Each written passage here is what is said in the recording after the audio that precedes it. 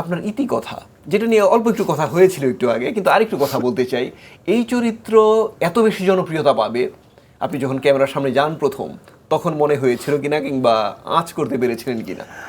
না, এক নম্বর একেবারেই সেটা মনে হয়নি। তবে প্রথম এপিসোড যাওয়ার পরে আমি তখন তো ধরো যে এই সপ্তাহে মঙ্গলবারে বা সোমবারে আমরা শ্যুট করছি, পরের মঙ্গলবার এক সপ্তাহ পরে কিন্তু আমরা রেসপন্স পাচ্ছি।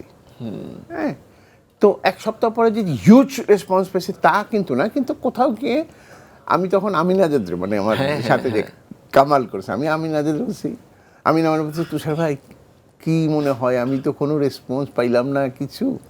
তাই বললাম ওর ভালো নাম হচ্ছে শহীদুল আমিন আজাদ, তো আমি ওকে শহীদুল ডাকি।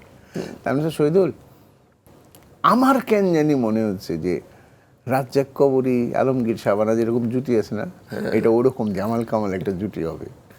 তা বলছে আপনার তাই মনে হয়? আমি বলছি হ্যাঁ।